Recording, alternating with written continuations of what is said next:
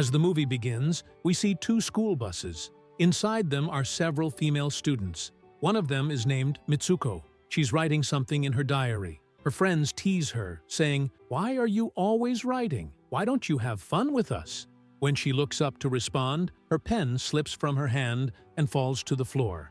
She bends down to pick it up, and at that exact moment, something comes rushing through at incredible speed, slicing both buses in half. All the girls are cut in two and die instantly. Mitsuko is stunned, unable to comprehend what just happened. Terrified, she jumps off the bus and starts running for her life. The thing chasing her is actually a violent gust of wind, a deadly wind that slices anyone in its path. It starts pursuing her. Mitsuko runs as fast as she can. Along the way, 4 other girls try to help her. But before Mitsuko can even understand what's going on, 3 of them are cut down by the wind, leaving only 1 survivor. Then they come across a group of girls riding bicycles. Mitsuko tries to warn and save them, but before she can reach them, the wind cuts them down too. Eventually, the last girl who was with Mitsuko is also killed. Fleeing in panic, Mitsuko reaches a riverside. She washes her blood-covered hands and face. All around her lie the bodies of other girls who have been sliced apart by the mysterious wind. She removes clothes from one of the corpses and puts them on. The scene shifts. Mitsuko is now walking toward another school. There are many female students there, but it's not her school. One girl approaches her and says, "How are you?" It turns out to be Mitsuko's best friend. But Mitsuko, confused, asks, "Are you really my best friend? I don't understand what's going on." We see that there's a kind of romantic affection between Mitsuko and her best friend. Suddenly, a strong wind blows again. Terrified, Mitsuko runs into the school building. Her best friend doesn't understand and asks, "Why are you acting so strange, Mitsuko? What's wrong with you?" Mitsuko replies, "I don't know. I don't know if it was a dream or real, but I saw it. The wind cut everyone to pieces." Her best friend goes to the window, sticks her hand outside and says, "See? It's just the wind, nothing else. It's the same breeze that blows every day."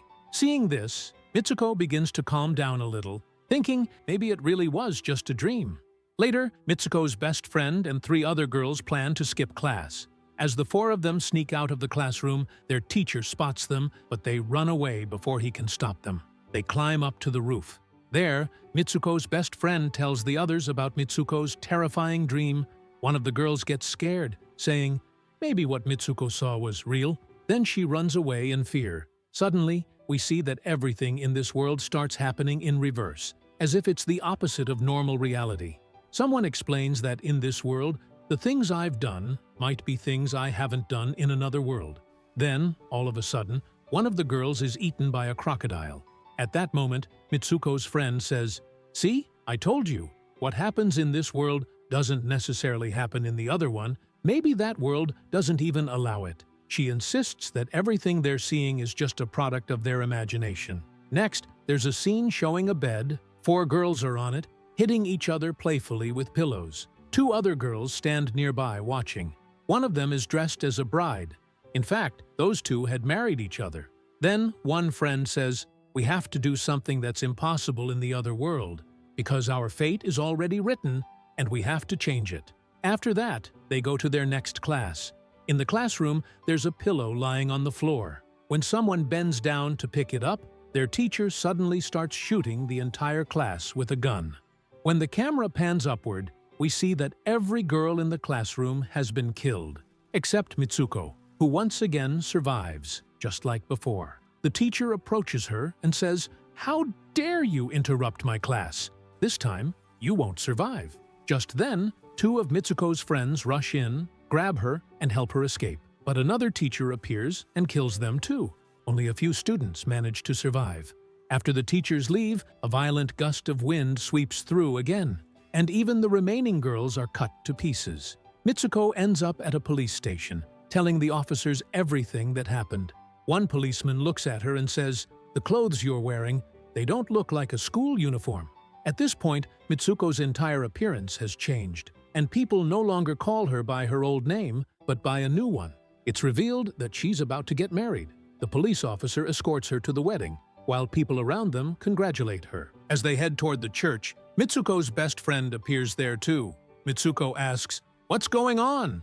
Her best friend replies, "Stay quiet, we're being controlled by someone. Just do as I say." Then she helps Mitsuko put on a wedding dress and says, "Now go."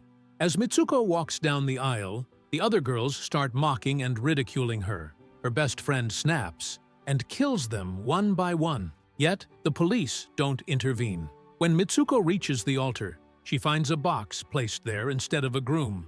As she opens the box, a terrifying creature bursts out, grabs a broken bottle, and attacks her. And then, Mitsuko and her best friend manage to escape. People chase after them, but her best friend kills the pursuers, and then disappears into the distance. Mitsuko keeps walking until she stops in front of a mirror. There, she sees that she's changed again. She's transformed into another girl. Nearby, a running competition is taking place.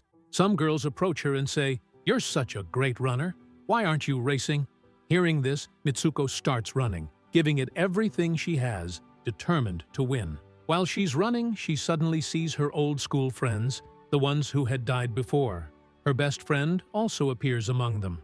As the race continues, they notice that the people who had trapped them in the church are now coming toward them again.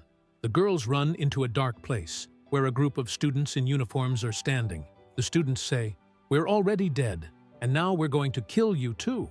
Just then, Mitsuko's best friend appears and shouts, "Don't fall into their trap! Keep repeating your real name." She starts calling out Mitsuko's name loudly again and again, and slowly, Mitsuko begins to return to her true self.